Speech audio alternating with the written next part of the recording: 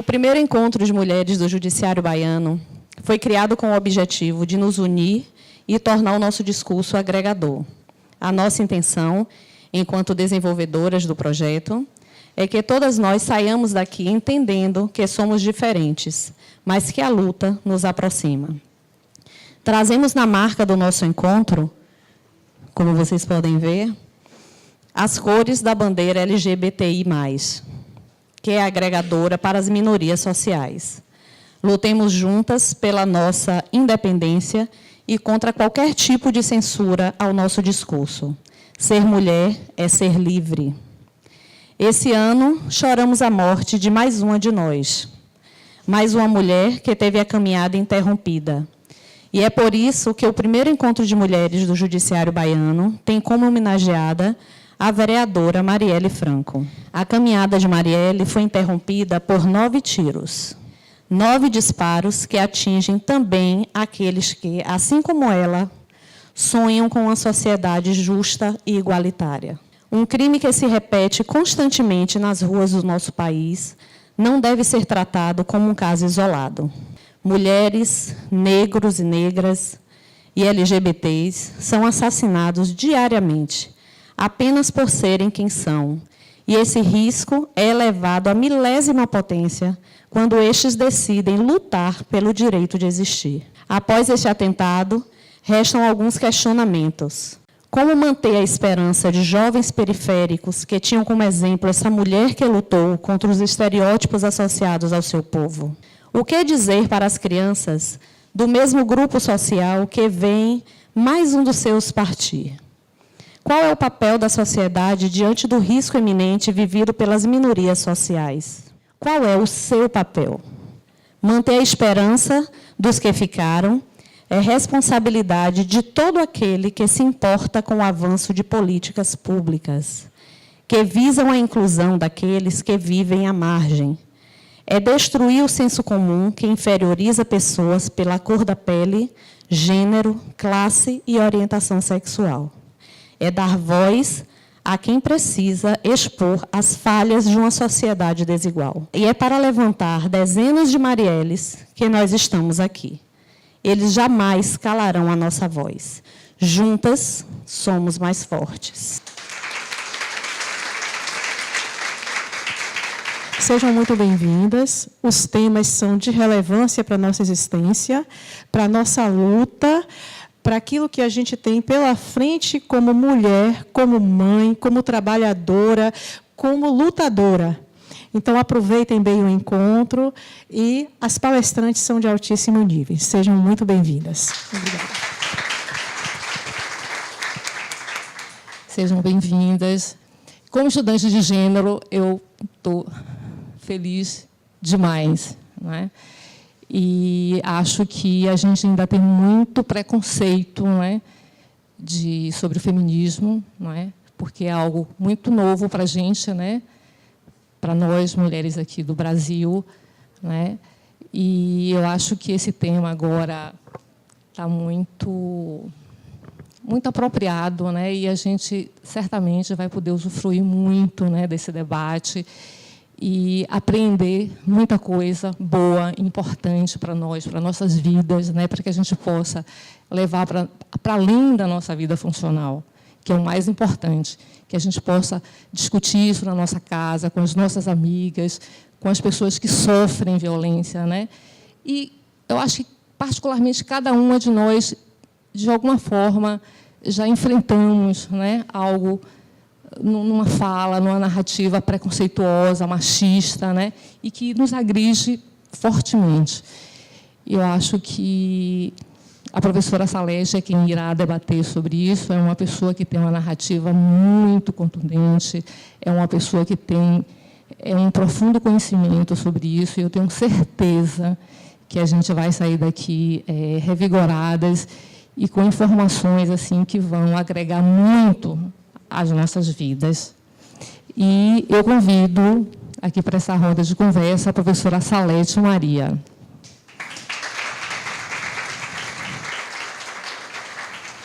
A professora Salete, ela é advogada, ela é mestre em Direito, e doutora em estudos interdisciplinares sobre mulheres, gênero e feminismo.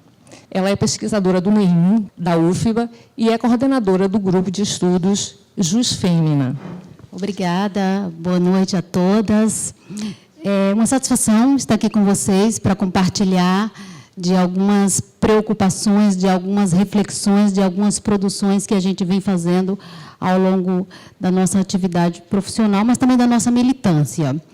A proposta, né, é nós refletirmos nessa noite um pouco sobre essa pergunta que, por mais que a gente faça, a gente nunca tem respostas conclusivas, porque os feminismos eles são múltiplos, são diversos e são desafiadores. Em princípio, as pessoas tendem a dizer o feminismo é algo ultrapassado, é algo que já prescreveu, e, na verdade, a gente vai fazer algumas interrogações ao longo da noite. Então, eu queria destacar, inicialmente, a importância desse evento, né? Eu considero que ele cumpre um papel importante, exatamente nesse contexto que nós estamos vivendo. Um contexto de retrocesso, que já vem em curso, né? Não é de hoje, e de algumas ameaças que a gente espera ter força, ter resistência para encarar e para não permitir que elas se sucedam, né? Eu trago algumas reflexões iniciais, né? Por que falar de feminismo, né? Exatamente quando a maioria dos países já dispõe, a quase totalidade dos países do globo, né, dispõe de legislação que trata da igualdade entre homens e mulheres. O feminismo ainda é algo que é necessário estar em vigor, né? Por que falar de feminismo quando esse conceito de gênero costuma ser mais invocado nos discursos, nos eventos, nas escritas? Em alguns lugares, as pessoas falam de gênero asséptico de feminismo, né? Existem inúmeras palestras no Poder Judiciário e em outros espaços em que as pessoas estão falando sobre gênero, mas nada dizem com relação ao pensamento / movimento feminista. Por que que isso acontece? É uma escolha de ordem política, né? Entender que sem o feminismo, essa categoria gênero ela não teria potência transformadora. Ela não serviria para explicar os padrões de masculinidades e de feminilidades, né, que são hegemônicos na nossa sociedade. Mas é importante colocar que gênero não é sinônimo de mulher, né? Gênero é uma categoria relacional. Ela serve para nos explicar, né, como que se constitui esses padrões, né, de relacionamento, como que se constitui essa interdição com relação às mulheres e essa autorização social com relação aos homens para ocupar determinados espaços, né, para acessar determinados direitos, para deter determinados poderes. Então, historicamente, a gente poderia pensar que gênero nem sempre existiu, enquanto uma categoria analítica, enquanto um conceito teórico, e não precisa existir para sempre. Provavelmente, a lição nós já sabemos de cor, mas nos resta não só aprender, mas apreender, vivenciar essa prática, né? Talvez já sabemos o suficiente sobre o conceito e sobre o legado, né? Nós todas somos beneficiárias do legado histórico do feminismo. O fato de acessarmos o trabalho, o mundo do trabalho, a escola, etc. Enfim, mas o fato é que nós nem sempre nos sentimos confortáveis para nos afirmarmos feministas, né? Só para dar um exemplo prévio, a gente poderia dizer que tivemos uma experiência muito exitosa no Brasil, que esse ano está completando 30 anos, né, que é a Constituição Federal. Então, faz 30 anos que nós, mulheres brasileiras, escrevemos uma carta aos constituintes, né? Eu lancei um livro recentemente sobre isso, chamado A Carta que Elas Escreveram. Esse livro está também disponível em PDF na internet. Se vocês quiserem ter acesso, é só buscar, colocar meu nome. E ali a gente vai encontrar também que as feministas estavam demandando direitos relacionados, por exemplo, à sexualidade, os direitos sexuais e reprodutivos, né? O debate do aborto passa nos arredores da Assembleia Nacional Constituinte, mas não entra, né, na pauta. E, por outro lado, as mulheres, o movimento de mulheres estava demandando aposentadoria para dona de casa, estava demandando creche, né? Inserir a temática da creche na Constituição Federal pela primeira vez na história do Brasil, quando os teóricos do direito constitucional diziam que isso não é matéria de Constituição, isso tem que estar ou na CLT, ou lá, por exemplo, na consolidação das leis trabalhistas, ou no direito de família. Isso é questão privada, não é questão de... Eles diziam isso, né? E nós tratamos de borrar essa teoria, né, dizendo que, sim, no texto constitucional cabe tudo aquilo que a sociedade pactuar. E sim, que mais da metade da sociedade é constituída de mulheres, as temáticas relacionadas com o interesse das mulheres têm que estar contidas no texto constitucional. Algumas questões que a gente precisa apreender, né, é que, primeiro, enxergar o feminismo como uma ética. Já estaríamos aí definindo inicialmente o que é o feminismo, né? Uma ética muito particular que leva em consideração as necessidades e as particularidades de mais da metade da população. Então, nós não somos um grupo. Às vezes as pessoas falam assim, as mulheres, as crianças, né, os trabalhadores da indústria, como se nós fôssemos um grupo, né, que pudesse ser exemplificado apenas enquanto um grupo específico que tem demandas muito específicas. Nós somos mais da metade da população do globo, portanto, nós não somos um grupo. Nós somos uma categoria social que deveria ocupar, majoritariamente, todos os espaços de poder. E paridade é uma demanda nossa hoje. A própria ONU fala Planeta 50-50. É a campanha da ONU atualmente, né? Planeta 50-50 é tentar que até 2030 a gente possa ter paridade em todos os espaços de poder, em todos os espaços de decisão. No entanto, paridade ainda é injusto, porque a gente deve falar em paridade quando nós somos a mesma quantidade de pessoas. Se nós somos mulheres, mais da metade da população, seria proporcional para cima e não proporcional para baixo, como nós temos hoje no Brasil. Então, assim, o feminismo ele é uma ética, ele faz parte de uma filosofia que entende que o humano não pode ser reduzido ao masculino da espécie. Toda a nossa linguagem, toda a nossa filosofia, toda a nossa ciência, todo o nosso pensamento ocidental, mas também oriental, ele se pauta numa perspectiva masculinista. E aí a teoria feminista chama isso de androcentrismo. Então, a linguagem ela é androcêntrica, ela é centrada exclusivamente no masculino e nos invisibiliza. Isso nos tira da possibilidade de existir. Aquilo que não é nomeado, não existe, né? Então, as críticas todas que nós fazemos à linguagem, à ciência, às religiões, à organização social, não é uma crítica contra os homens, porque eu escrevi um artigo para o site do Sintag aqui da Bahia, dizendo que o feminismo não é contra os homens. É importante deixar isso muito bem delineado, porque o patriarcado tampouco são os homens. O patriarcado é um sistema, é uma estrutura e uma cultura da qual os homens são beneficiários, não todos da mesma forma, né? Porque aí tem os recortes de classe, tem os recortes de raça, tem outros recortes que fazem com que alguns homens, em determinados contextos, estejam em desvantagem relacionada a algumas mulheres, por conta da classe. Mas o fato é que muitas mulheres não se aproximam do feminismo justamente porque elas dizem, mas eu amo meu companheiro, eu amo meus filhos, como assim você é feminista?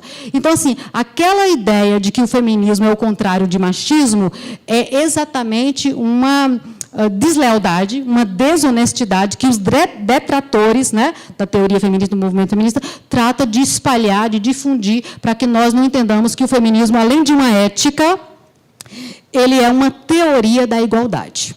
Basicamente, o feminismo é uma forma de estar no mundo, portanto, é uma ética, é uma forma de ser e de estar no mundo. Quando você se descobre feminista, se permite perceber feminista, você já olha para, por exemplo, o uso do tempo. Você é um economista, você vai pensar no PIB, no Produto Interno Bruto de um país, você não vai pensar somente naquele trabalho que é remunerado. Por exemplo, hoje, o Equador, graças às feministas latino-americanas, né, o Equador está computando o trabalho que as mulheres desenvolvem não remunerado dentro de suas casas para identificar como trabalho que agrega valor ao desenvolvimento daquele país. Porque imagina todas as vezes que o seu filho, ou mesmo outra mulher da sua família, quero considerar também as relações, né, homoafetivas, todas as vezes que você sai para o trabalho que outra pessoa, em geral, uma mulher, remunerada ou não, fica em casa para passar a tua roupa, para fazer a tua comida, enfim. Então, quando a gente tem essa ética, a gente tem elementos para pensar como que nós estamos colaborando, em que medida nós estamos contribuindo para a reprodução dessas desigualdades. Enxergar o feminismo como uma ética, como uma teoria da igualdade e, portanto, da democracia. E, logo, da justiça.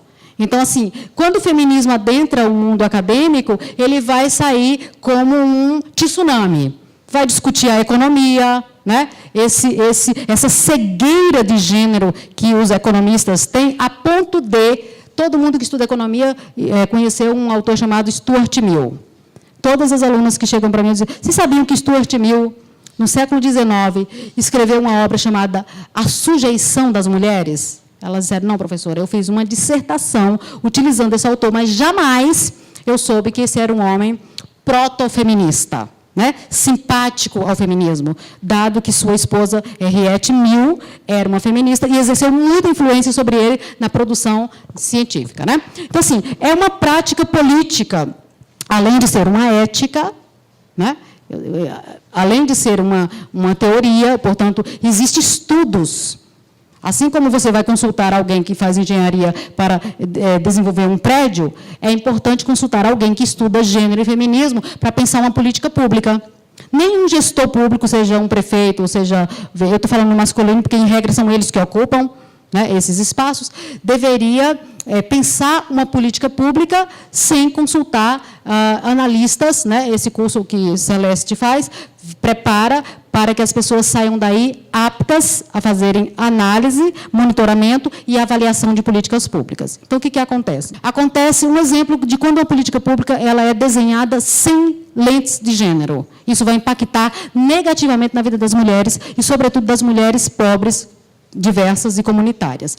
Quando a gente adota uma ética feminista, quando a gente se socorre de uma teoria da igualdade, da democracia e da justiça, quando a gente tem uma prática política para pensar essa desigualdade, a gente previne esse tipo de coisa. Isso se aplica ao sindicato, isso se aplica à reitoria da nossa universidade, isso se aplica a qualquer espaço, né, de decisão em que as mulheres passam a ser vistas. E, quando eu estou falando aqui as mulheres, também pensar na diversidade entre nós, porque as demandas são distintas. Nós não podemos, eu sou advogada que acompanha mulheres em situação de violência, nós não podemos fazer as mesmas perguntas a todas as mulheres, como se elas fossem homogêneas.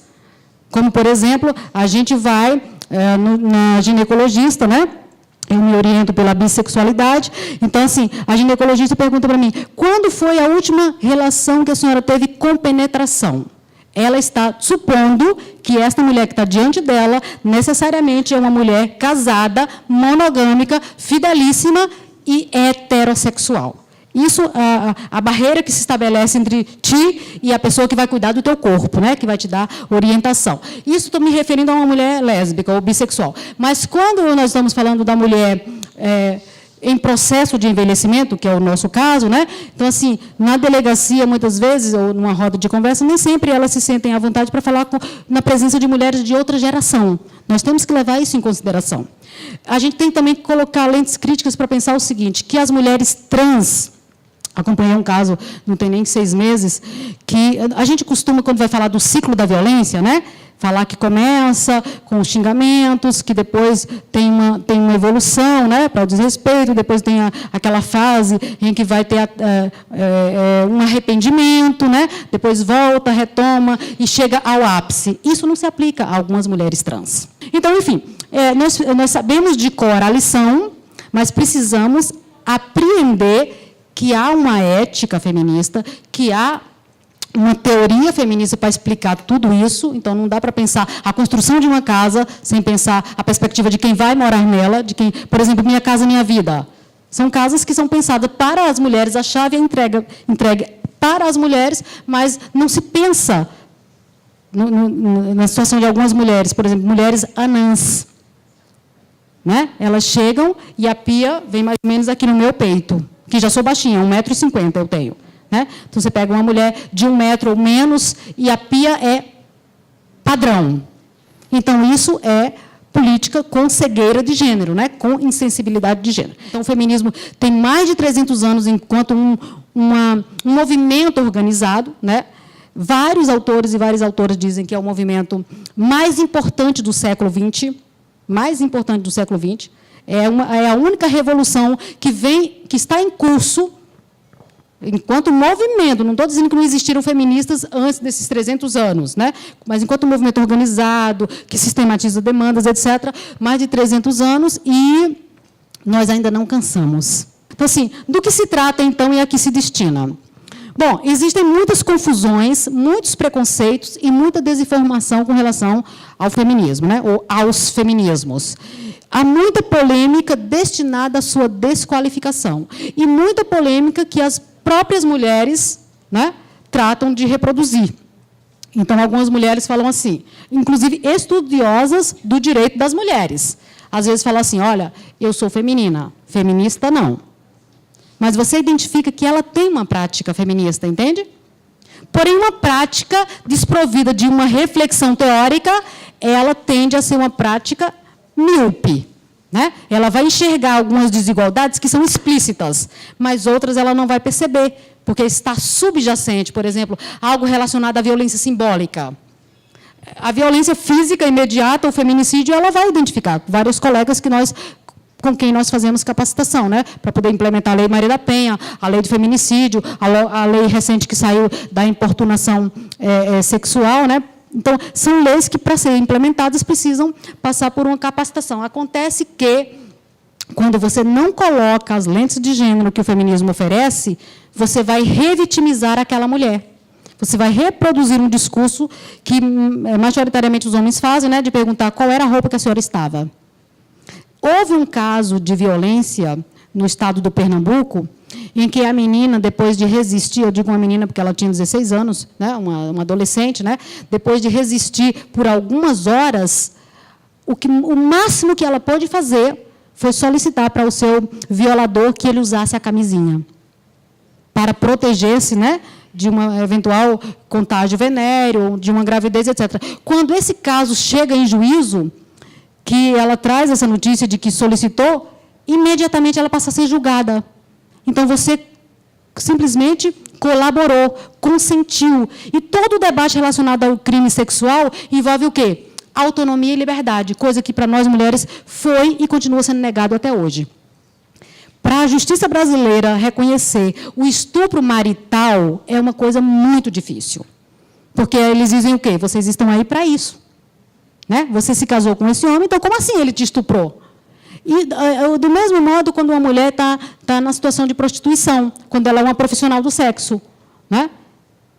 Muitos juízes resistem em reconhecer que elas estão numa situação de violência sexual, porque elas são profissionais do sexo. Então, reparem como é danoso, como é prejudicial para nós a ausência da perspectiva de gênero ao analisar. Eu vou acelerar, prometendo e cumprindo. Então, assim, só volta mais um pouquinho, por favor. Então, assim, essas polêmicas, elas precisam ser eliminadas, elas precisam ser debeladas, e nós só temos condição de fazer se nós nos apropriarmos do que, de fato, é o feminismo enquanto ética, enquanto política e enquanto teoria. Né? Então, assim, são múltiplas as definições de feminismo. Se eu começar a pedir, o que você acha que é, o que você pensa do feminismo? Em regra, as pessoas dizem, é um movimento. E não estão erradas. A maioria tudo que nós vemos são os movimentos. As mulheres saem às ruas lutando em variados contextos, seja em governo de esquerda, governo de direita, numa democracia, numa ditadura. Então, muitas vezes, e no Brasil particularmente, durante a ditadura, por exemplo, a esquerda brasileira tinha dificuldade de entender que o que acontecia com as mulheres dentro de suas casas era uma violação de direitos humanos. Porque, na nossa cabeça, na teoria dos direitos humanos, o violador é o agente do Estado. Como assim o teu marido está te batendo? Ele não está violando, entende? Então, nós não tínhamos ainda aquela conquista que a Lei Maria da Penha nos possibilitou. Então, são múltiplas as definições para feminismo. Em regra, a que mais pega, a que mais é apresentada é que é um movimento político, né? Mas é também uma teoria e uma ética. Por que é importante dizer isso? Porque, se você estiver no movimento e não tiver reflexão sobre a sua prática, você pode estar, de algum modo, explorando ou oprimindo outras mulheres. E, graças aos feminismos negros, né, interseccionais, o feminismo trans e outros, as feministas hegemônicas, ou seja, o feminismo que surgiu e que ganhou status, né, no mundo, passou a sofrer o que eu chamo de constrangimento pedagógico. Quando as mulheres negras, trans, mulheres velhas, as mulheres, nas suas múltiplas diversidades, começaram a dizer, não, essa teoria aí não me representa. Tem uma professora muito preparada, muito professora de todas nós aqui na Bahia, chamada Alda Mota. Ela trabalha a relação entre gênero e geração. Tem muitas outras autoras trabalhando na relação raça, classe, etc. Mas ela põe muita ênfase na geração, porque ela está dizendo que nós temos que olhar para a violência que têm sofrido as mulheres velhas. E, inclusive, uma das violências é uma violência simbólica, é você negar que as mulheres estão envelhecendo. Geralmente, inclusive, algumas feministas dizem, olha, não fala a minha idade. Entendeu? Então, isso é muito ruim, porque nós estamos fortalecendo sistemas opressores e discriminatórios e muitas vezes usam o eufemismo para dizer a melhor idade, né? Muitas agências de viagem falam lá, nós temos uma promoção para a melhor idade, né? Outras vezes fala assim, a terceira idade, né? Usa o eufemismo para não usar a palavra velha. E a palavra velha, ela é potente, ela é importante, ela reconhece um momento da nossa vida que nós temos que demandar direitos, nós temos que demandar respeito. Nós vamos ter, em 20 anos, mais asilos do que creche. Então, nós estamos falando de políticas públicas que vão mudando com a geração. Então, a professora Alda Mota, ela chama a atenção para o fato de que a violência de que as mulheres velhas estão experimentando é uma violência muito específica. Porque, ao passo em que crianças, adolescentes e mulheres maduras são alvo preferencialmente de homens, sobre as mulheres velhas está recaindo uma violência que outras mulheres, às vezes suas próprias filhas e noras, obviamente que com a presença de homens, sempre tem, né?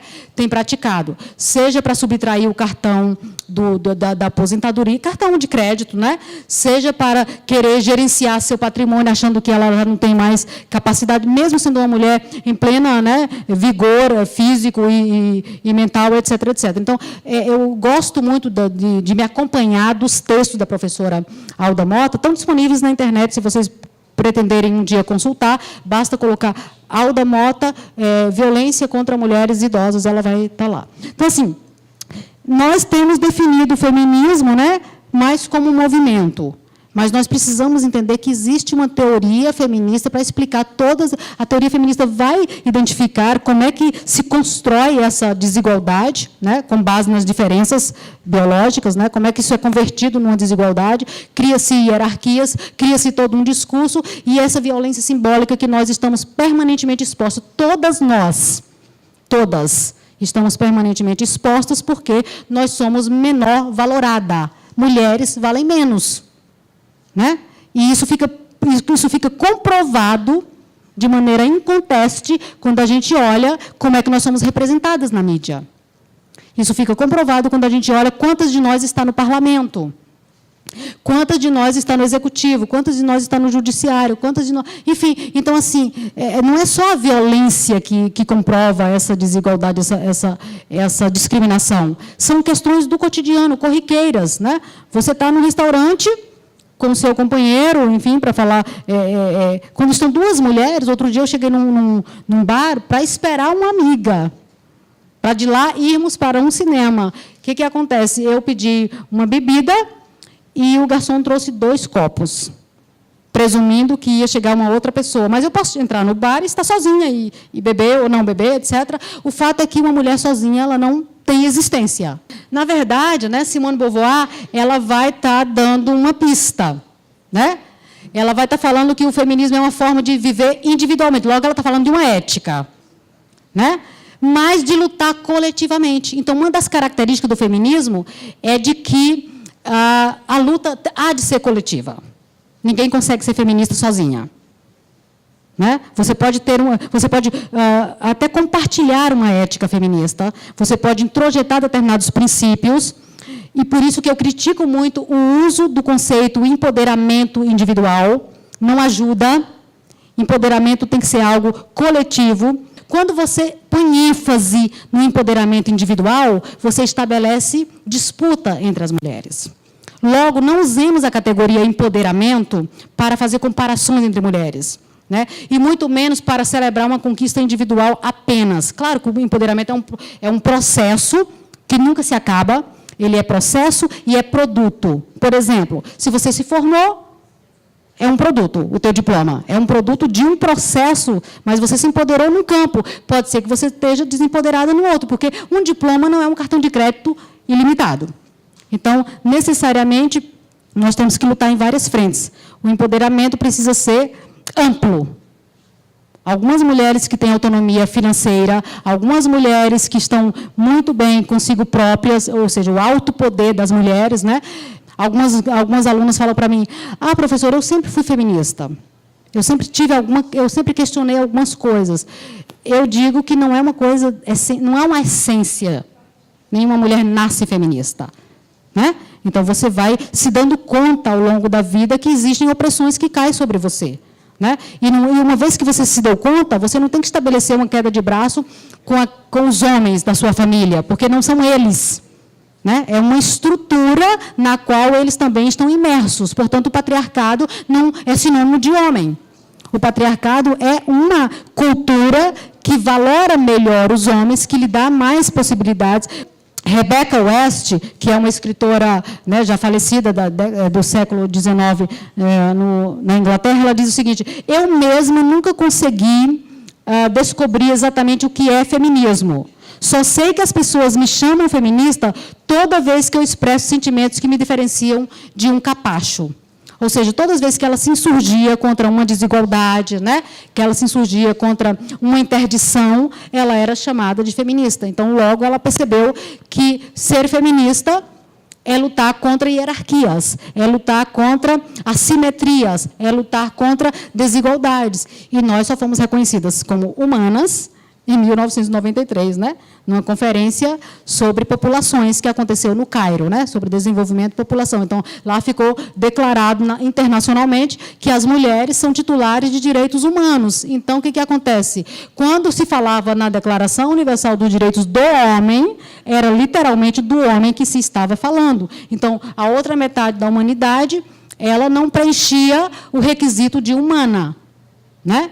Então, nós precisamos pensar toda a teoria dos direitos humanos, que é uma teoria androcêntrica. Quando você pensa, por exemplo, a legítima defesa, você está pensando num homem que vai repelir a agressão que outro homem promoveu. Quando estagiei no México durante um tempo, a gente desenvolveu uma teoria chamada teoria da mulher maltratada. Hoje já não se usa mais. Que era para justificar que aquela mulher ela passou por uma série de maltratos, né? Hoje a gente usa mais, mas também é criticado, né?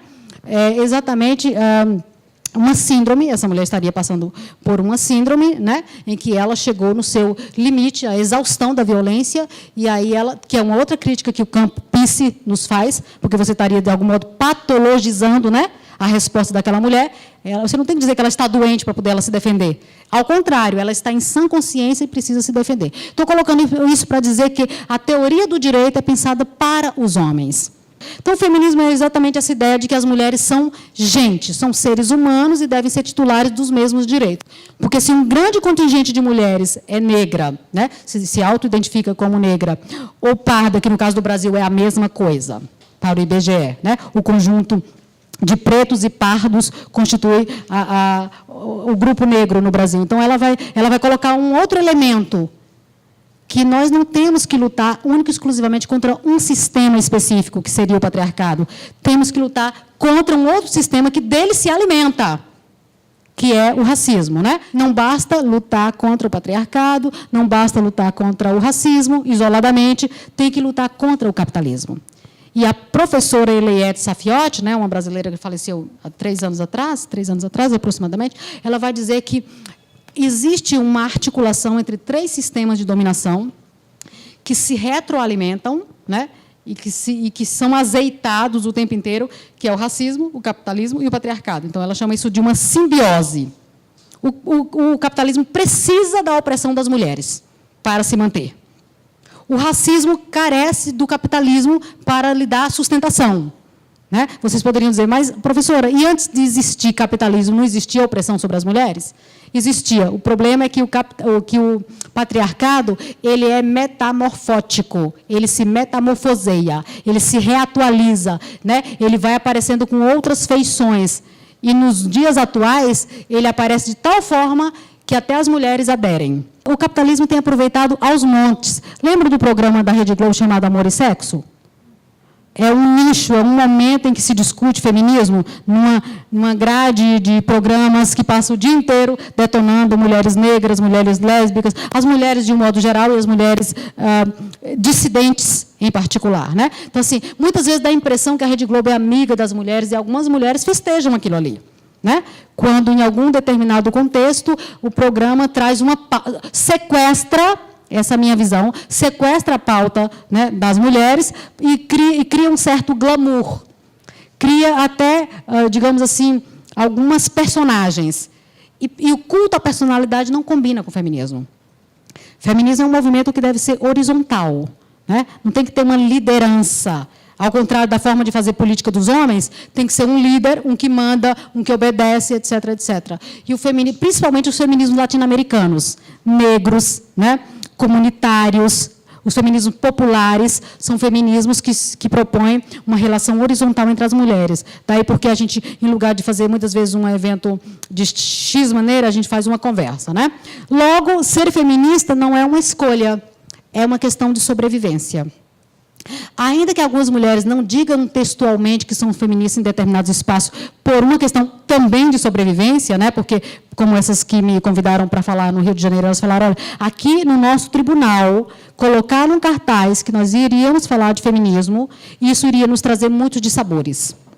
Nós não iríamos conseguir convidar as companheiras, nós não iríamos conseguir financiamento para a nossa atividade. Então, assim, a gente compreende quando, em determinado contexto, né, as mulheres estão aprisionadas em determinados labirintos, né, que a gente chama tanto de teto de cristal como de labirinto de cristal, que é quando a gente está ali, tem apoio, pero não mucho.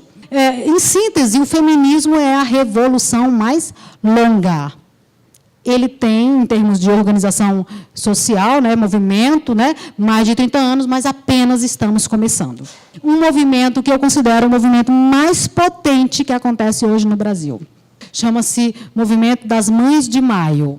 São as Mães de Maio da Baixada Santista, no estado de São Paulo, que, em 2006, tiveram seus filhos executados pelo Estado brasileiro, né? Uma briga entre a Secretaria de Segurança Pública do Estado de São Paulo e o PCC, e aí os filhos delas, algo em torno de mais de 20 jovens, todos negros, todos moradores da periferia, todos trabalhadores, né? E, ainda que não fossem, todos seres humanos, né? Foram executados, e elas, quanto mais eu contemplava, muito mais eu me extasiava. Entende? Uma mulher que não tem familiaridades com as teorias feministas, mas uma mulher que consegue, entendeu? Dizer, olha, eu era uma dona de casa comum, vivia para lavar meus pratos, cuidar da minha casa, dos meus filhos, até que o Estado brasileiro bateu na minha porta. Não para me oferecer um trabalho, até arrepio. Não para me oferecer serviço de saúde, não para me oferecer condições, que morar na favela, inclusive relacionada a saneamento básico, não tinha nada, mas para dizer que eu fosse reconhecer o corpo do meu filho no Instituto Médico Legal. Daquele dia em diante, eu me percebi, né, primeiro como uma sujeita de direitos, né, mas, ao mesmo tempo, como alguém absolutamente imprestável para o Estado. Elas agora se articularam com as mães de Corumbiara, as mães da Candelária, né, as mães de Eldorado do Carajás e agora as mães aqui do Cabula. Só para citar 4 chacinas ocorridas em vários lugares do Brasil, todas relacionadas com a letra C. Né? Então, essas mulheres, elas fazem parte de um movimento de mulheres, não é um movimento feminista, mas elas estão levantando pautas importantíssimas, que são caras e importantes para o feminismo brasileiro. Enquanto muitas mulheres entram no movimento feminista para lutar por direitos sexuais e reprodutivos, essas mulheres estão lutando porque foram privadas da sua maternidade. Né? Não tiveram o direito de ver os filhos, né, se desenvolvendo, crescendo, casando, etc., etc. Então, vale a pena acompanhá-las. Eu fiz um cordel em homenagem a elas, né, as Mães de Maio, e elas, no YouTube tem entrevistas delas, tem uma série de...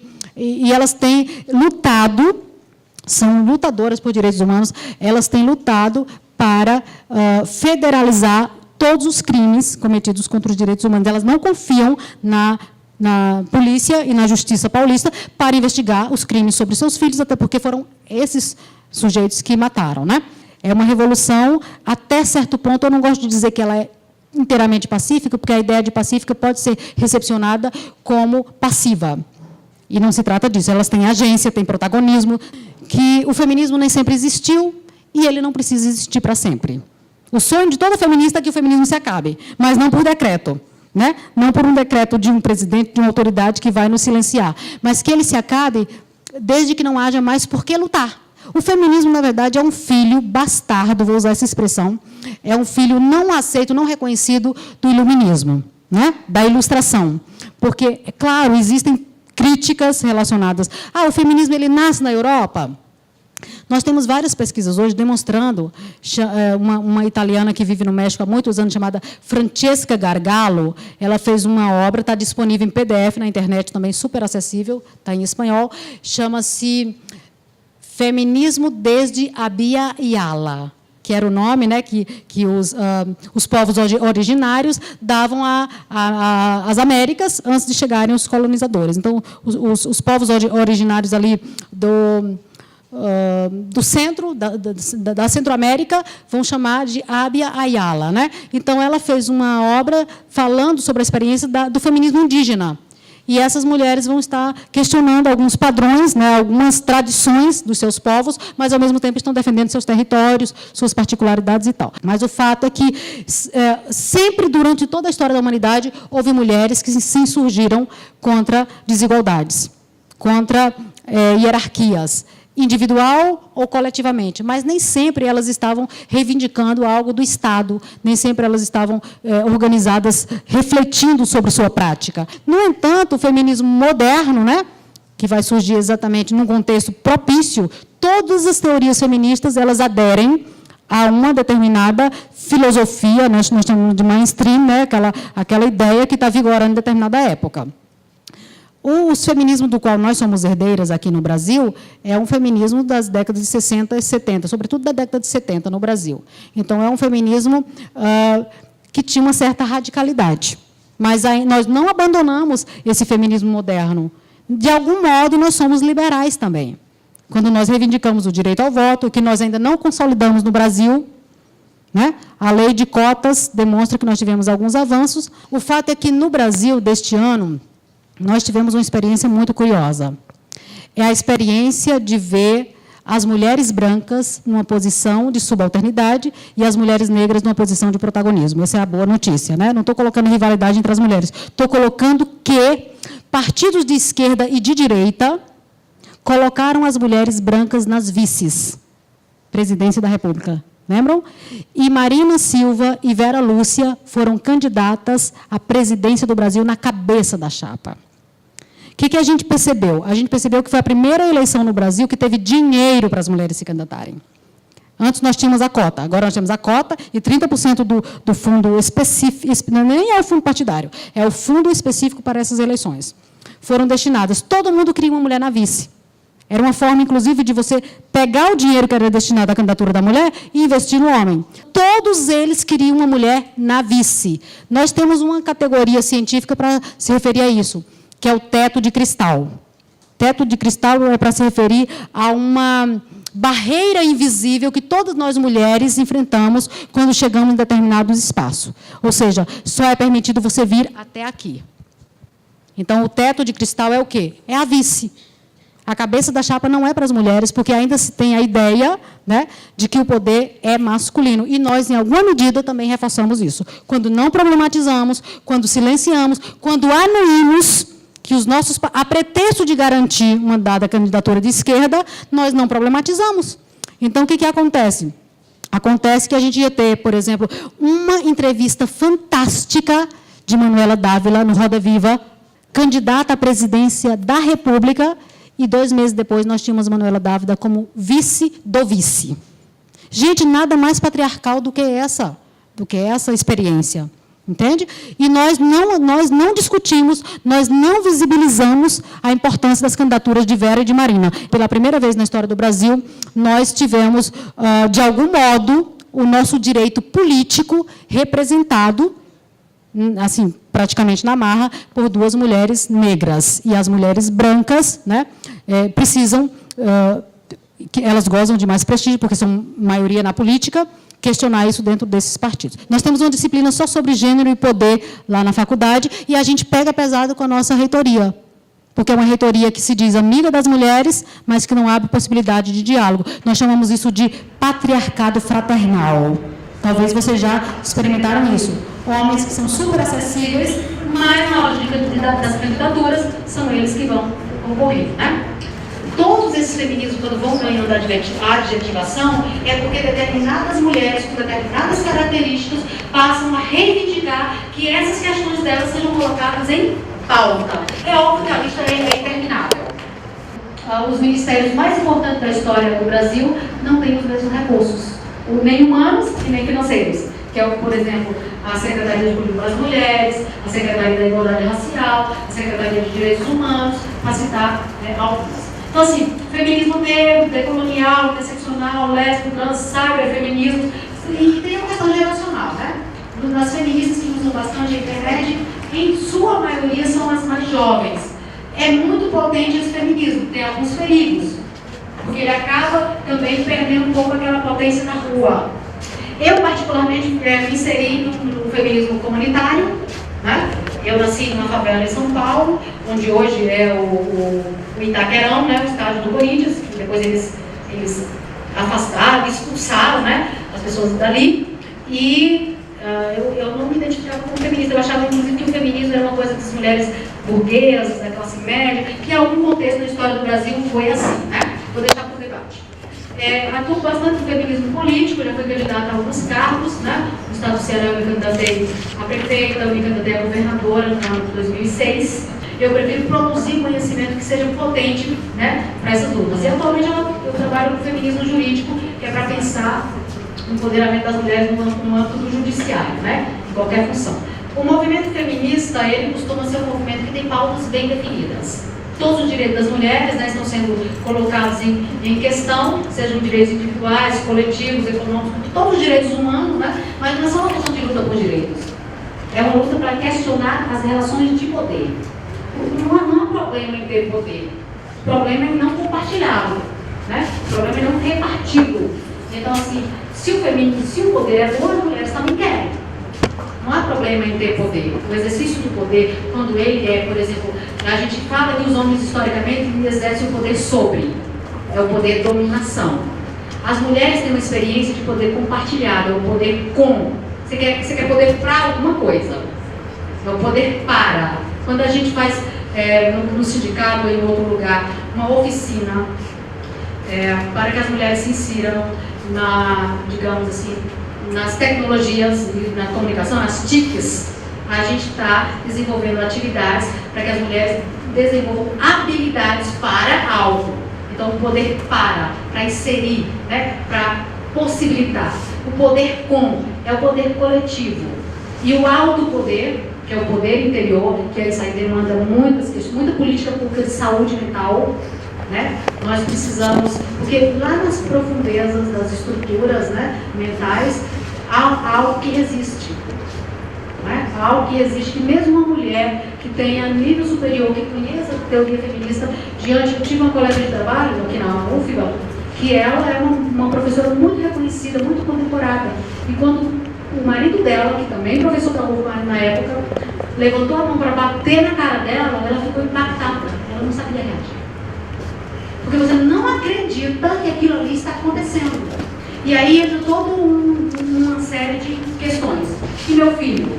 E meu patrimônio? Né? E a sociedade? E meus alunos? Então, todas nós, em algum momento, vamos ter uma crise que envolve todo mundo e nós somos colocadas em stand-by. Os feminismos vão levantar questões para quê? Para que nós construamos relações de gênero mais igualitárias, mais democráticas e mais prazerosas. Logo, nós não queremos estabelecer uma guerra de braço com os homens.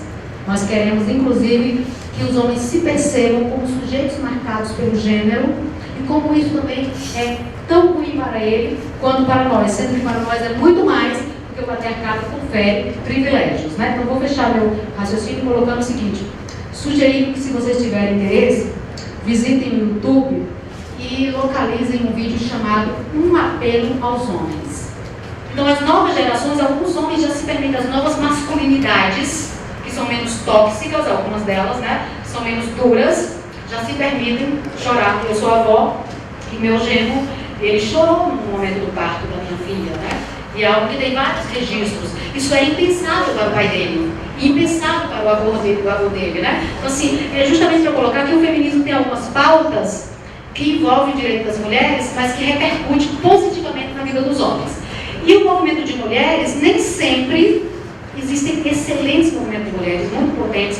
As mulheres, por exemplo, que lutam por creche, mas que não se reconhecem feministas, as mulheres das populações, das comunidades, etc. Mas alguns movimentos de mulheres, como por exemplo o de Luísa Trajano, é um movimento que não problematiza as hierarquias, que não problematiza a igualdade, que está de bem com o capitalismo, né? Que está legal o capitalismo. E já outros movimentos dizem o seguinte, por exemplo, eu falei dessa simbiose entre capitalismo, patriarcado e racismo. O exemplo prototípico dessa articulação é o tráfico de mulheres para fins de exploração sexual, que sai aos montes da Bahia, né? Digamos que diariamente, né? Então, não só nós somos rota de tráfico de outros estados, né, indo para o exterior, como nós também somos rota de tráfico interno no Brasil. E o perfil dessas mulheres que estão sendo traficadas são, em sua maioria, negras, jovens e pobres. Então você tem aí uma simbiose entre esses três sistemas que faz com que essas mulheres sejam traficadas como se coisas fossem. Só perde para o tráfico de drogas, esse tipo de crime, esse tipo de negócio. Ele é muito rentável, né? E é muito sedutor, porque ele atrai meninas pobres, justamente porque o Estado brasileiro não oferece condições. Falta de políticas públicas, né? Que garanta o desenvolvimento dessas mulheres. Aí a gente está diante de quê? De um fenômeno que a gente chama de feminização da pobreza. Dentre as pessoas pobres do mundo, as mulheres são as mais pobres. E dentre as mulheres mais pobres, as mulheres negras são mais pobres ainda. Então nós temos que entender como se dá a feminização da pobreza para pensar, por exemplo, como intervir a partir do sindicato, né? Pode não ser diretamente nas mulheres que estão sindicalizadas, mas pode ser nas mulheres que estão no seu entorno, as mulheres com quem dialogamos, né? O feminismo, ele tem essa possibilidade de nos oferecer as lentes de gênero, simbolicamente falando, uma vez que a gente percebe que há uma hierarquia, que há uma desigualdade, que há uma assimetria, que a gente se percebe como uma sujeita marcada pelo gênero, melhorar nossas relações interpessoais com outras mulheres, né? Com os homens também, né? Perceber que há uma desigualdade de partida, a violência é mais um elemento da discriminação contra a mulher, né? E com essas lentes nós teremos capacidade para visualizar tudo aquilo que é naturalizado, né? Naturalizou-se durante muito tempo a violência contra a mulher, dizendo que era uma questão interpessoal entre um casal. Politizar é nomear de forma nova questões velhas, e aí a gente coloca na agenda pública e a gente consegue decidir. Enfim, eu vou me deter por aqui, agradecendo muitíssimo pela paciência de vocês, pela oportunidade, e espero que a gente tenha tempo para ter trocas, né, questionamentos. E eu diria o seguinte, que estou segura de que estou diante de mulheres muito potentes, muito capazes, né? E sobretudo muito envolvidas com essas questões, ainda que olhem com alguma desconfiança para o feminismo, ou outras que sejam íntimas, né? E tenham alguma aproximação, mas o fato é que ninguém vale pelo que sabe, assim diz o professor Leonardo Boff, né? Ninguém vale pelo que sabe, senão pelo que faz daquilo que sabe. Façamos alguma coisa com o que sabemos. Muito obrigada. Eu transito por duas espécies ali de feminismo, o acadêmico e o político. Eu sou professora substituta atualmente na UFOP e na promoção do letramento, sou professora de oficina de leitura e escrita, trabalhamos os gêneros textuais, orais também. E aí a roda de conversa é um gênero que tem dado muito certo, né? E eu percebi, inclusive com a experiência do semestre passado, que na promoção desses debates, inclusive debates que são estruturados, orientados, nos quais nos utilizamos de referências bibliográficas, de um referencial teórico, a gente percebe que se avançou muito. Vivendo ali na academia, eu percebo assim que em todos os cursos, os meninos demonstram, os acadêmicos demonstram uma atitude feminista, uma atitude de prática mesmo. E agora, percebendo também, realizando o contraponto com as práticas sociais já do feminismo inserido no movimento político, o que eu percebo? Não é só no sindicato, também no partido, eu sou filiada ao PSOL. Percebemos que eles têm consciência, né? Têm uma consciência conceitual, mas eles são cheios de práticas machistas. Nos escolhem também como símbolos, como essa questão da candidatura simbólica, a gente percebe sim que há esse uso recorrente, da mesma forma que o índio um dia foi símbolo da nação, parece que hoje nós vendemos uma imagem de uma chapa majoritária, de uma chapa sindical politicamente correta. Mas é um questionamento.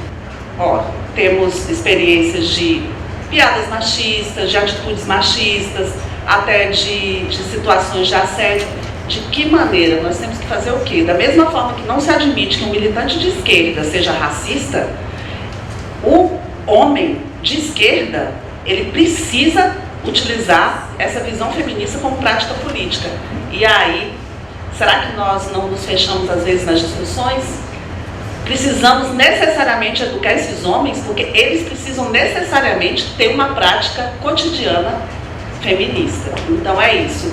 E aí, lembrando, um colega meu, professor do IFA, me disse: Carlana, eu já tentei me inserir tanto, ele é da resistência LGBT, ele tenta se inserir no movimento, mas ele percebe que às vezes não encontra abertura. Então é isso, é uma reflexão sobre o homem de esquerda, ele tem que ser feminista. Como é que nós vamos fazer isso? Meu nome é Gisélia, parabéns mais uma vez à Sintage por esse evento. E a minha profissão, eu sou oficial de justiça, e é uma profissão extremamente machista. Existe o feminino da oficial de justiça, mas ninguém usa o nome oficial. E quando você diz eu sou oficial, existe oficial? Vocês estão utilizando os oficial agora por causa da presidenta? Não existe oficial. Mas como é que você mulher, entra numa favela para cumprir mandado? Como é que você vai fazer um mandado de prisão? Como é que você vai prender um homem? Então, é um questionamento que eu fiquei o tempo inteiro aqui me questionando. Eu sou delegada dos oficiais de justiça da Central de Mandados do Fórum do Ipuí, e basicamente a Central de Mandados é de mulheres, por incrível que pareça. Nosso quadro hoje, eu devo ter 78 oficiais de justiça e cerca de 50 mulheres. E sofremos frequentemente esse tipo de preconceito. Então, é um questionamento como a gente trabalhar isso, como a gente mudar essa figura tão masculina, tão masculinizada do papel do oficial de justiça. Primeiramente, parabenizar pela palestra. E segundo, eu gostaria de reforçar mais sobre o feminismo negro, né? Porque, teoricamente, quando vamos falar de feminismo, se predomina uma teoria branca. Coloca-se primeiro, por exemplo, as feministas, elas lutam pelo direito de sair de casa para trabalhar, mas as mulheres negras sempre estiveram nessa situação do trabalho, né? Nessa situação laboral, por conta, pelo menos no nosso contexto de diáspora africana, as mulheres negras elas sempre estiveram nessa situação do trabalho, na questão dos corpos escravizados. Então, essas mulheres sempre estiveram nas lavouras, essas mulheres sempre estiveram na casa de família. Então, nós, no caso, como negras, lutamos, por exemplo, pelo direito de ficar em casa cuidando dos nossos filhos, que a maioria das mulheres negras não tem esse privilégio. É o vizinho, né? É um feminismo comunitário, por exemplo. A vizinha passa o olho no meu filho, porque não tem condições de pagar uma creche, nem sempre. O Estado, né? O Estado garante esse cuidado, no caso, da mulher preta que sai para trabalhar todos os dias para cuidar dos filhos dos outros e não tem o direito de cuidar do seu próprio filho. Então é só mais um reforço, né? Porque foi citado também do feminismo negro, mas só para que nos atentarmos sobre a teorização, que na hora que a gente vai teorizar, o que predomina é a teoria do feminismo branco, sendo que há esses recortes, como foi feito aqui realmente, mas eu gostaria de reforçar isso. Quanto à questão dos nossos corpos também, né? Nossos corpos são sexualizadas, no caso. Então, eu passei anos assim, não me identificando com o feminismo. E eu nunca falei eu sou feminista, mas por quê? Porque tem um estereótipo da feminista que quer usar o corpo como quiser, vou pra rua, vou mostrar os seios. Mas eu não quero isso pra mim, porque eu já sou estereotipada como isso. Então, é algo também que eu ficava assim, até encontrar o feminismo negro, né? E ver, esse aí dá pra mim. Eu não quero no meu corpo à mostra porque já tem esse estereótipo, por exemplo. Então, no qual eu não me identificava com alguns movimentos. E quando a questão também do corpo e da violência, né? Aí eu lembro que foi citado também que a questão do aborto, e eu quero acrescentar que muitas mulheres negras, nós estamos lutando para pararmos de sofrermos violência, né, na hora do parto, que grande parte das mulheres negras sofrem com isso também. Então, para percebermos que as demandas, querendo ou não, mudam. Pode ser geral, nós todas mulheres queremos ir para o mercado de trabalho, sim. Mas qual tipo de trabalho? A mulher branca secretária e nós negras ainda na casa cuidando do filho dos outros. Sempre existiu esse emprego pra gente, a gente sempre saiu dentro de casa para trabalhar. Então, só um acréscimo e obrigada. A minha pergunta é um pouco abstrata. Eu queria que você talvez parasse para pensar. A solução do feminismo, do patriarcalismo, seria justamente o desnudar do gênero? No sentido de que nós não somos, se somos seres humanos, somos todos iguais, somos todos pessoas. Não somos homens, não somos mulheres, somos pessoas. E como pessoas deveríamos ser vistas, independente de sermos macho ou fêmea, alfa ou beta. Diante disso, eu acredito que desapareceria o racismo, desapareceria a questão da mulher em si, né? A mulher ser menor do que o homem, desapareceria também o fator pobreza, porque eu acho que a pessoa, nesse caso, né, utilizando a palavra de Boff, né, você seria valorizado pelo aquilo que você é e por aquilo que você faz pelo outro, né? Então, a solução não seria justamente isso, esquecer o gênero, esquecer o feminismo, esquecer o patriarcalismo e partir para uma nova concepção do que é o ser humano? Obrigada. Boa noite. A maioria aqui já me conhece, Mona Lisa, da comarca de Feira de Santana. Vou preencher a cota do feminismo lésbico. O patriarcado é uma coisa tão arraigada, tão terrivelmente plantada na consciência das pessoas, que existem lésbicas que se apropriam das piores coisas do machismo. Tipo, violência doméstica, acontece, e tem discriminação das lésbicas com as próprias lésbicas, que é uma coisa ridícula. Mulher que se apropria das piores coisas do machismo, bate na outra e ainda fica dando risada. Você vai dar queixa de quê na Lei Maria da Penha? Né? E os colegas que sabem, porque eu sou assumida, não escondo de ninguém, já trabalhei em diversas varas, quando eu falo as pessoas se espantam, e os colegas fazem piada assim. Minha esposa não trabalha, ela fica em casa e as pessoas ainda fazem piada de a mulherzinha está em casa esperando, a mulherzinha está em casa fazendo comida. Ou seja, a gente ouve as mesmas piadas ridículas que os colegas homens escutam quando falam que as mulheres não trabalham. É aquela coisa que foi citado aqui, de que o trabalho da mulher em casa não conta. Para mim, conta. Mas a gente ouve as mesmas coisas. Era só para pontuar isso. Não achem que no meio LGBT o machismo não causa danos, porque causa muitos danos. Muitos, muitos, muitos. A maioria sofre muito em casa por conta de ter um pai, um avô, uma figura masculina que persegue você a vida toda porque você é gay. E aí você acha que entre os seus você vai ter algum alento. Você não tem. Não tem. Não é todo mundo que tem essa consciência de que você é igual e vamos dar as mãos para brigar. Não. Acham que você, porque você é militante LGBT, que você está querendo aparecer, querendo fazer cena. Fruto do machismo. Boa noite, eu sou Maria Aparecida Calagem, eu sou do 5 de julho de Mato Grosso do Sul, sou da pasta de aposentados. E a nossa pasta ultimamente tem evoluído bastante e eu estou sentindo necessidade de identificar a violência que o aposentada sofre após aposentar. Só que como eu vou chegar nesse aposentado, principalmente nós somos do Judiciário em Mato Grosso do Sul, são senhoras que são difíceis, não é que são difíceis, coisas. É delicado essa situação, como eu vou abordar, inclusive vim aqui para ver com vocês essa possibilidade de abordar esse assunto de uma forma delicada e que eu não vá agredir, porque eu estou conquistando o meu aposentado, inclusive quero que nesse, se é possível, colocar os homens e as mulheres juntas. Por quê? Eu tenho a delicadeza de que os homens fazem muito parte desse meu público. E eu acho que, inclusive, ele vai defender essa mulher que ele está vendo quando ele volta para casa, porque agora ele está em casa.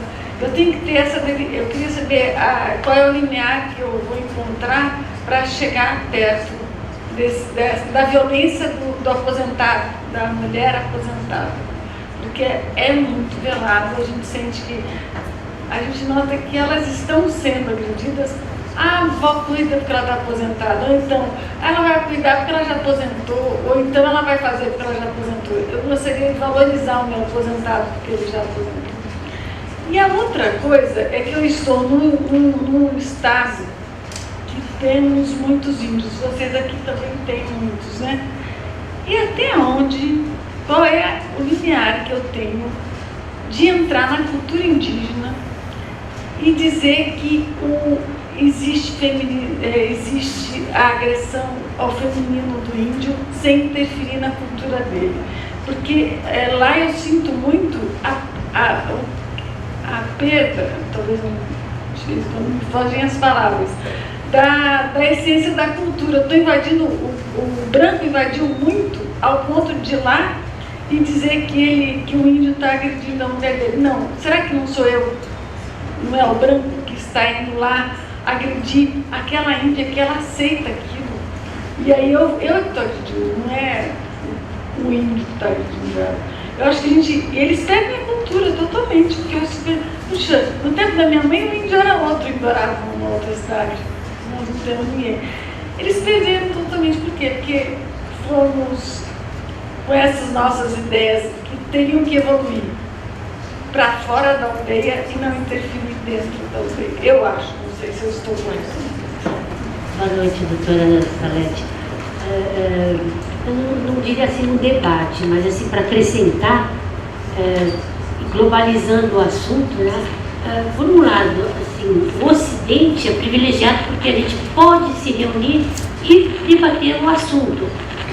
No caso, naquela classificação de feminismos, eu acrescentaria, né, eu vou tomar essa liberdade de acrescentar o feminismo silencioso, porque diferente do Ocidente, a gente sabe que o Oriente Médio a mulher não é nada. Na Coreia, na Ásia, não é diferente. E o que acontece? A mulher não tem essa possibilidade de se reunir para poder debater. Se fizer isso, seria uma coisa assim, além de atípica e inútil, ninguém escutaria, nem as próprias mulheres não escutariam, porque basicamente a Ásia é matriarcal, e é um matriarcalismo machista. A mulher, ela já cresce assim, ela vai ser a dona da família, a última palavra é da matriarca, mas dentro de um machismo muito mais absurdo, chega a ser incompreensível. Aí o que acontece? As mais jovens, elas estão numa ideia feminista, porque quando ela se casa, ela deixa de existir na sua família original, ela passa a ser propriedade da família do marido. Isso é muito mais agressivo. E o que é que elas estão fazendo assim? Inconscientemente, essa revolução aconteceu. Elas pararam de casar, porque elas não querem isso para elas. E é uma forma de feminismo calado. Para não sofrer esse tipo de machismo, é melhor continuar solteira, trabalhando, independente, e não vai servir uma família que ela não conhece. Porque a última palavra para a menina que vai se casar é a palavra da sogra. Então, nossa, isso aí é uma agressão, uma mordaça, que ela não vai poder discutir, ela não vai poder reivindicar, porque se ela escolheu casar, ela sabe que que as regras serão essas. Então elas simplesmente pararam de se casar. Eu achei isso ótimo. Eu acho que o meu tipo de feminismo, que agora que despertou, foi um feminismo inconsciente. Porque eu fiz isso há 38 anos atrás. Eu abdiquei da minha não é crença, é da minha etnia. Eu abdiquei e casei com um italiano. Gente, é muito mais fácil você brigar com o machismo italiano do que o próprio coreano. É terrível isso. Mas assim, dar uns tapas no marido, a gente fica muito bem. Agora, na Coreia isso é impossível. Aí você é apedrejado em praça pública. Então é mais fácil você dar uns tapas no marido italiano do que no coreano. E isso aconteceu há 38 anos atrás. Eu fui assim, eu não diria abandonada pela família, mas assim, eu fiquei uns bons anos sem conversar, sem ter contato. Meus filhos cresceram sem a presença dos avós. E hoje em dia não, é mais fácil. Eu acho que assim, dentro da minha família que me renegaram, para os netos e os sobrinhos ficou mais fácil você se relacionar com alguém de fora do teu ambiente coreano. Porque até então, infelizmente, aí meu marido precisou judicializar a união. Porque na falta, antigamente, na minha época, a maioridade era de 21 anos. Aí que precisava de um juiz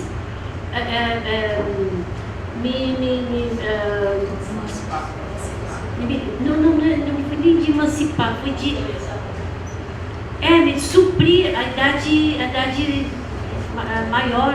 Aí o que acontece? Minha madrasta na época, minha madrasta foi chamada em juízo. O que acontece?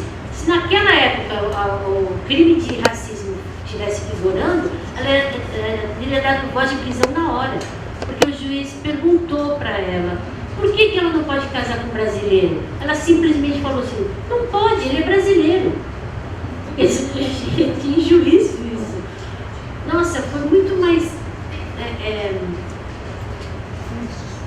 acho que na hora, o juiz não pensou 2 vezes. Ele decidiu por mim e nós tivemos 30 dias para casar, para tornar isso, vamos dizer assim, né? Por lei, de lei. Eu estava...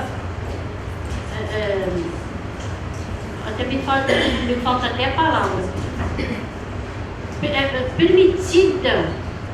Permissionada a casar.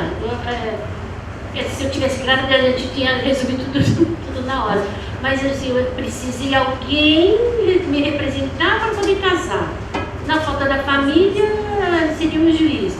Quer dizer, além de insano, né? Mas isso foi um feminismo inconsciente. Na época, eu me neguei a viver essa condição. Eu vou ter que baixar a cabeça por uma sogra que eu não conheço, que é aqueles costumes, imagina, né? A própria imigração coreana é muito recente. Imagina naquela época, Deus do céu, e eu já tinha esse aspecto brasileiro, eu já era brasileira. Então, frequentar uma escola brasileira, frequentar os costumes dos amiguinhos, aquela coisa legal de ser brasileiro, gente. Você tem liberdades. Há 40 anos atrás, gente, nossa, é muito bom. E eu tinha que abrir mão de tudo isso para me vender para uma família que eu não disse, gente, aí o jeito foi sair de casa. E o que está acontecendo na Coreia nessa década é simplesmente deixar de casar para poder conseguir o seu direito de ser gente. Não é só de ser mulher, é de ser gente. Isso eu classificaria como um feminismo silencioso. No meu caso, foi um feminismo inconsciente. Eu agradeço bastante as perguntas e agora, Nay, compartilhar essa sua experiência também, pela confiança. São questões bem candentes, bem interessantes. Vou tentar rapidamente contemplá-las e deixar meu e-mail se vocês quiserem seguir aprofundando essa discussão, saletemaria@oi.com.br, e querendo nos visitar lá no grupo Jus Femina, também fica em São Lázaro, aqui em Salvador, né? Na Universidade Federal da Bahia, na Faculdade de Filosofia em São Lázaro. Carlana, né? Gosto muito de ouvir, minha colega, né? Professora. E, bom, eu compartilho contigo dessa ideia de que, de fato, né? Os partidos de esquerda precisam ser ganhos para o feminismo, né? Existe uma aproximação, mas quando se trata de compartilhar o poder, né? Uma chapa em que as mulheres ficam na vice diz muito sobre os partidos, né? Quer dizer, o que nós chamamos de teto de cristal. Vai até aqui, o limite, essa barreira, né, invisível, ela precisa ser rompida. E para que ela seja rompida é necessário que se faça as discussões públicas. Eu sei que as mulheres são firmes e têm feito essas discussões internamente, mas o constrangimento pedagógico, ele só se dá de maneira eficaz publicamente. Né? Quando a mídia, quando as mulheres, quando os grupos sociais, quando pesquisadoras, do nosso curso tem saído muitas monografias, né? Muitos trabalhos evidenciando que esses partidos são democráticos pero no mucho.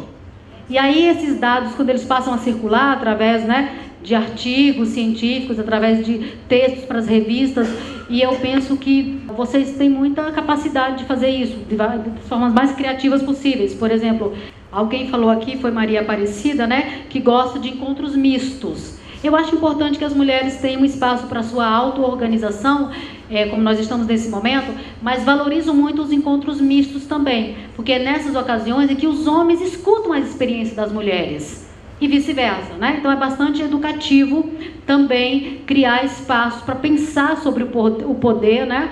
O compartilhamento do poder, inclusive colocando em que nós estamos nos diferenciando da direita, porque as pesquisadoras vão mostrar os dados, está aqui, ó. As mulheres estão na vice dos homens, de direita, de centro, de extrema direita e de vice. E essa crítica eu não faço somente aos partidos. A Ordem dos Advogados do Brasil acabou de fazer eleição, 2 candidaturas, as mulheres na vice também. Né? No Brasil não existe uma mulher presidindo uma seccional.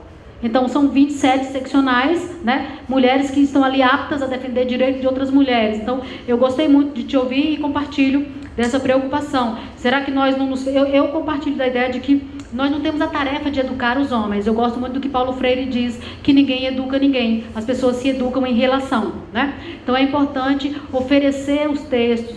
Eu tenho alunos homens na sala, Celeste tem colegas, outro dia, recentemente, um foi colagral e falou assim, ele foi orador de uma turma, né?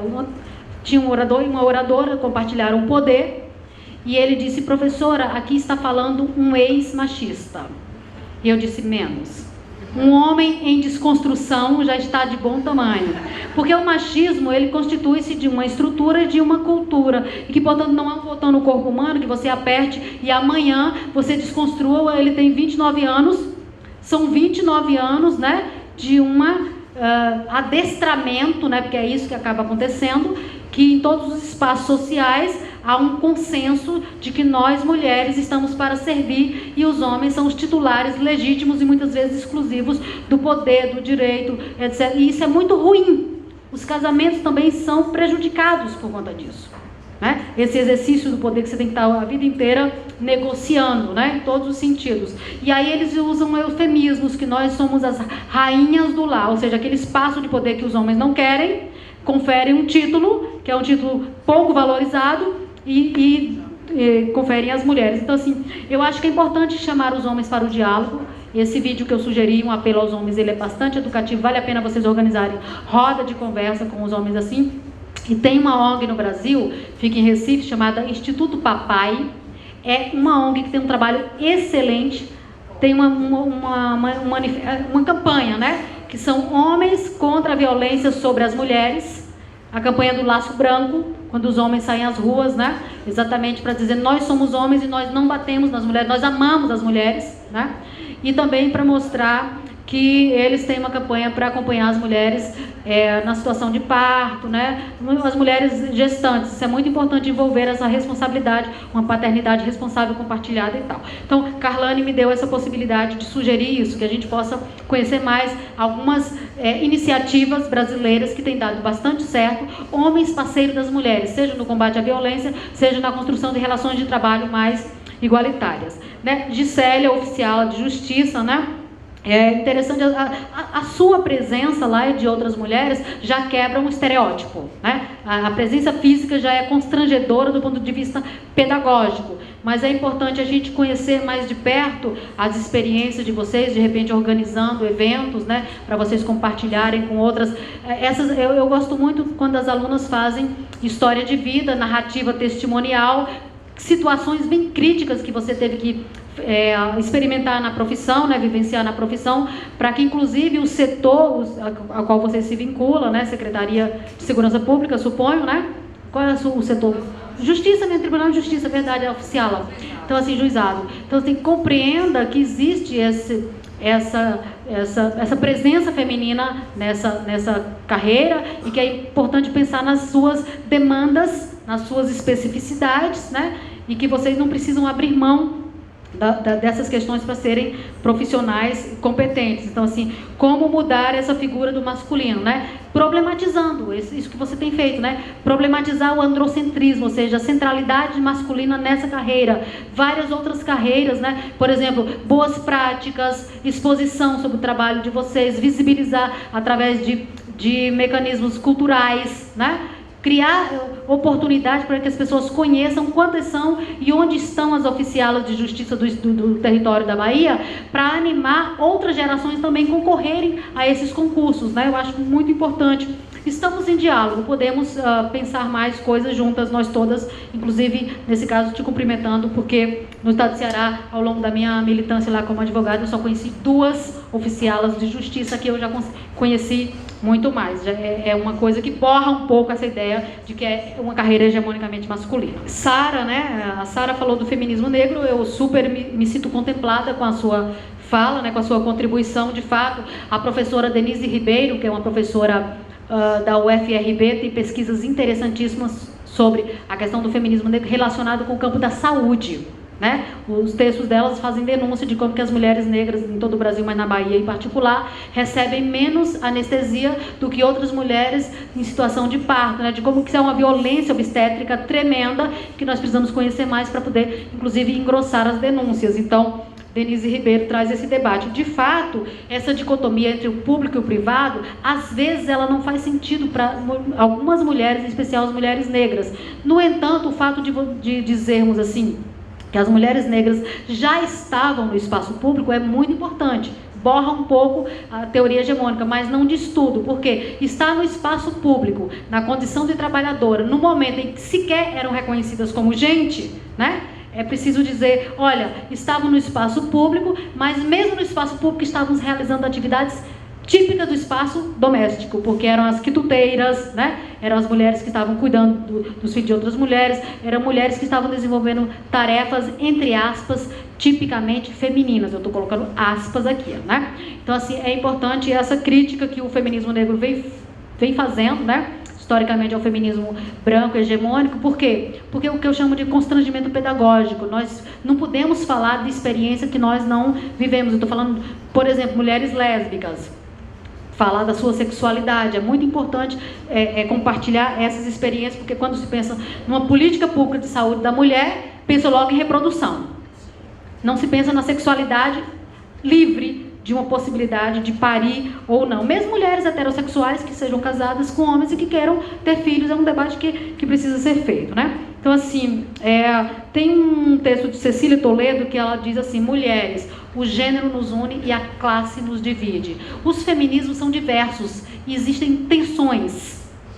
Existem tensões nessas questões. Nem sempre nós estamos juntas. Por exemplo, quando você chama para a Marcha das Vadias, você tem um grande contingente de mulheres jovens, né, exibindo seus corpos, como Cecília bem, como Sara bem colocou. No entanto, quando você chama para uma marcha contra a reforma da Previdência, né, você vai encontrar mulheres trabalhadoras, ou seja, das classes médias e baixas. Então, nós não podemos ter a ilusão de que os feminismos vão abarcar todas as mulheres. Enquanto houver capitalismo, né, nós vamos estar minimamente separadas em algumas lutas. Porque, por exemplo, a luta pela aposentadoria das donas de casa foi uma luta que muitas mulheres brancas, negras também, porém potentadas, se contrapuseram. Porque elas diziam, não, aposentadoria para dona de casa, mas na casa o trabalho dela não gera lucro.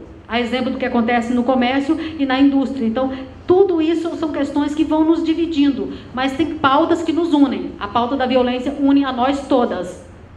Mas, obviamente, na hora de analisar qual é o perfil, quem são as mulheres que estão morrendo mais, os últimos dados têm demonstrado, né, que as mulheres negras têm sido mais vitimadas por feminicídio e que as mulheres trans sequer estão sendo reconhecidas como vítimas desse tipo de crime, porque, ao contrário da Lei Maria da Penha, que aborda a temática de gênero, a lei do feminicídio fala de sexo feminino, deixando de fora as mulheres trans. Então, são questões, o que Sara traz é muito importante para a gente alargar os horizontes das lutas, né? Por exemplo, Jurema Werneck, que é uma liderança negra importante brasileira, que agora está representando o Brasil na Anistia Internacional, ela não se identifica como feminista, pelas razões que Sara acabou de apresentar. Mas ela é uma grande parceira do feminismo brasileiro e tem feito eco com as nossas demandas lá fora. Estou acelerando. Neuma fala, o que você traz é muito interessante, Neuma, daria um outro debate. Por quê? Porque, de fato, nós feministas não temos um apego excessivo à categoria gênero, não temos um apego excessivo à categoria feminismo. Nós precisamos do feminismo para sobreviver. Né? Então, assim, o ideal é que nós fôssemos todas iguais, como prometeram sempre todas as declarações, né, de direito, que sempre contemplaram os homens. Ele diz que todos nascemos livres e iguais, mas os lírios não nascem dos decretos, né? Como disse o poeta Carlos Drummond de Andrade. Logo, a realidade salta à vista. Os negros, as pessoas negras não demandariam cotas se os dados não demonstrassem que eles são os que menos ingressam na universidade. Pessoas com deficiência não demandariam cotas se elas tivessem as portas do emprego, né, abertas para estudar. Mulheres não demandaríamos cotas para a política se nós tivéssemos uma participação equitativa e igualitária. Então, assim, o ideal era que a gente não tivesse que lutar contra o patriarcado, mas mais ideal ainda era que o patriarcado não existisse. Mas ele existe e faz questão de nos lembrar todos os dias que ele está presente em nossas vidas, né? Nas diversas situações. Então, assim, seja nas relações familiares, seja nas relações laborais, onde quer que nós estejamos, alguém vai nos lembrar que daqui a pouco nós poderemos ser presidente, mas agora não. Daqui a pouco nós poderemos, todos os nossos sonhos, eles são interditados. Para nós é muito mais difícil acessar direitos, então o ideal é que nós fôssemos apenas humanas. E, na verdade, a luta hoje não é mais para pôr nem ênfase nos humanos, né? É uma luta por seres vivos. Por exemplo, países como o Equador, como a Bolívia, não fala mais nem em dignidade da pessoa humana. Fala em dignidade vital, para reconhecer direitos da natureza e dos animais não humanos. Um dia nós chegaremos lá, né? Quer dizer, as famílias interespécies, que é aquela família constituída por mim e pelo meu cão, ou por mim e pelo meu gato, né? Que essas famílias também sejam protegidas. Mona Lisa, de Feira de Santana, eu gostei muito da sua fala, Mona Lisa, porque, de fato, você desessencializa. Ou seja, não há uma essência da mulher que não pratique ou que não sofra violência. Não é porque uma mulher seja lésbica que ela não vai praticar violência contra a sua companheira. A própria Lei Maria da Penha reconhece isso, né? Então, assim, não existe uma ideia de que nós mulheres... Algumas pessoas dizem assim, as mulheres não fazem guerra, as mulheres são menos corruptas.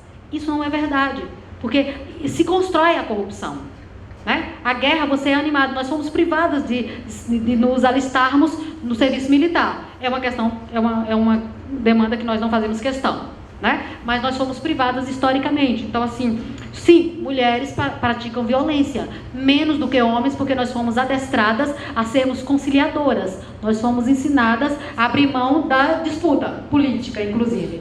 Mas, em situações específicas, as mulheres também praticam violência contra outras. Eu, particularmente, já vivi uma relação afetiva e eu fui agredida pela minha companheira. Eu era muito jovem, não existia Lei Maria da Penha, e no contexto em que eu vivia, eu pensaria 2 vezes se eu deveria denunciá-la.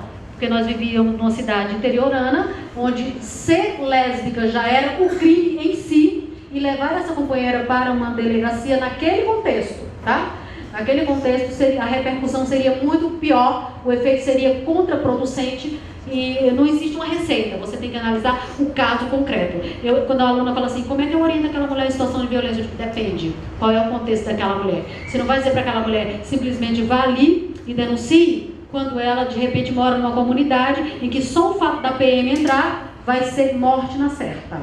Então ela vai ficar premida pelo tráfico, premida pelo seu agressor e premida pela polícia. Então nós temos que analisar o caso concreto para que a nossa resposta não traga um efeito muito pior para a realidade daquela mulher. Obviamente que nós queremos que todos denunciem e que o judiciário e que todos os serviços públicos possam acolhê-las.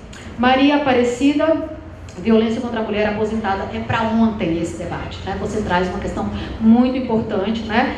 E como abordar esse assunto, né? Muitas vezes a gente precisa, nas rodas, o feminismo surge de rodas de reflexão, né? Então, assim, em rodas de conversa, compartilha, por exemplo, o feminismo é uma teoria da experiência. Todas as minhas alunas, depois que elas ganham confiança, né, umas nas outras, elas contam um pouco da sua trajetória.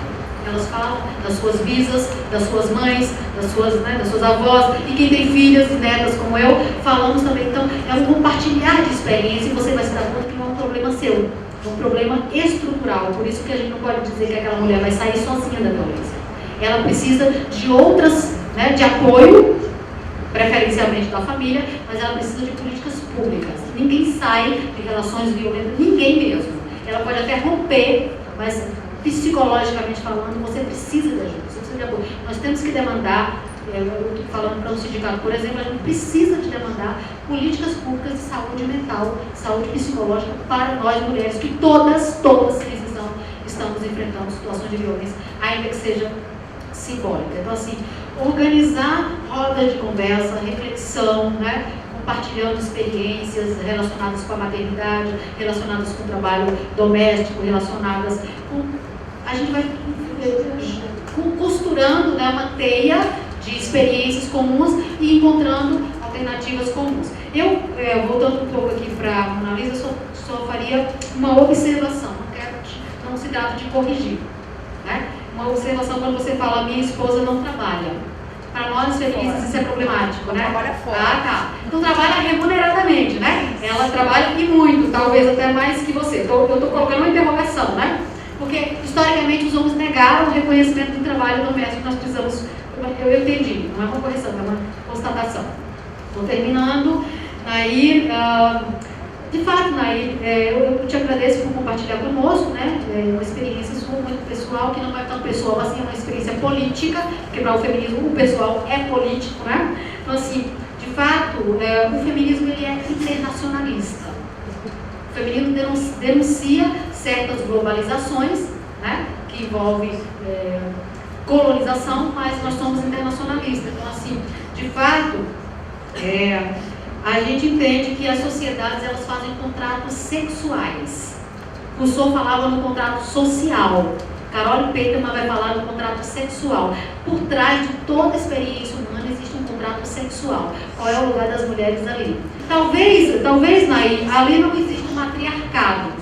Porque até onde vão nossas pesquisas, o patriarcado nunca existiu em lugar nenhum do mundo. Porque o matriarcado seria uma espécie de organização onde as mulheres mandam.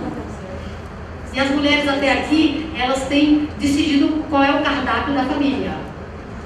Isso não é poder que transforma em uma estrutura, entende? Então, há familismo, há experiências matrilineares, né? Então, aquela série da Globo, A Casa das 7 Mulheres. Ali não é o matriarcado, ali é uma experiência matrilinear. Eu vou te voltar a palavra, está querendo me orientar, só um instantinho. Na verdade, o maternalismo, lugares em que as mulheres... vou sugerir uma película, um filme, chama-se Lanternas Vermelhas. É inclusive um filme oriental, é um filme de um autor, de um cineasta oriental. Não estou segura de que país, mas é um filme em que o homem é casado com 4 mulheres e ele viaja e deixa todas elas, umas vigiando as outras, né? E nós queremos dizer com esse filme o quê? Que para o patriarcado se manifestar, nem precisa da presença física do homem. Basta que algumas mulheres cumpram o papel que ele delega. Então, umas vão delatando as outras. Ela saiu, ela... Entende? Então, o Lanternas Vermelhas é um filme maravilhoso para pensar essa experiência que Nair traz. Por quê? Porque mesmo que as mulheres estejam ali mandando uma nas outras, coagindo as mais novas, ou algumas violentando as mais velhas, o fato é que elas estão reproduzindo um poder que não pertence a elas. Entende? Então, assim, Coagir uma outra mulher não é transformar uma estrutura. O conceito de matriarcado seria aquela estrutura social em que as mulheres detêm o poder econômico, o poder político, o poder religioso, a mídia está na mão das mulheres, ou seja, o contrário do que acontece no patriarcado. E as antropólogas, ao longo da história da humanidade, fizeram várias investigações, desde os povos originários até aqui, e existem poderes dentro de uma casa, de 2, de 3, de 4, de 5. Mas isso é tão insignificante perto de uma estrutura de poder de um país que nós não chamamos isso de matriarcado. E por fim, nós terminamos com Naí, né? E por fim, Naí, é dizer que eu te parabenizo muitíssimo, né? Pela sua experiência, por você dizer, eu vivenciei um feminismo inconsciente, eu diria um feminismo silencioso, estratégico. Você foi estratégica, né? Você rompeu com o que tinha diante de ti para buscar outras alternativas de vida e é uma escolha sua. Nós podemos compartilhar experiências, né? Para que elas autonomamente decidam. Não cabe às mulheres do Ocidente dizer que as mulheres do Oriente são mais ou menos vitimizadas, que as mulheres indígenas são mais ou menos exploradas, porque são cosmovisões diferentes, né? São acordos, são consensos, são culturas distintas, e nós poderíamos pensar, bom, elas são muito discriminadas porque elas usam burcas. Elas, mesmo com burca, mesmo com toda coberta, elas sofrem estupro. Mas nós somos altamente discriminadas de outras formas muito mais sutis, o que é muito mais perigoso. Porque a discriminação sutil que nós vivemos no Ocidente, particularmente no Brasil, todo mundo diz que nós temos liberdade, nós somos um país, né, onde as mulheres vivem sua sexualidade, vestem shortinho, etc, etc. O fato é que o tipo de violência que paira sobre nós é muito sutil. E muitas vezes nós não nos damos conta que é tão grave quanto aquela mulher que está privada do acesso à educação. Então são realidades distintas que merecem reflexões distintas. Eu agradeço muitíssimo.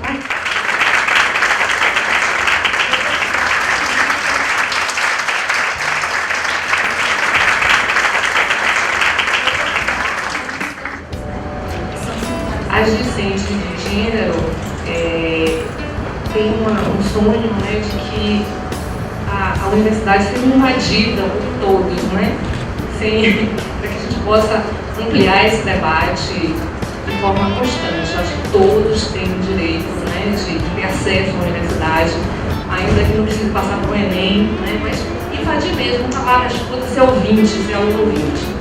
Muito obrigada por tudo.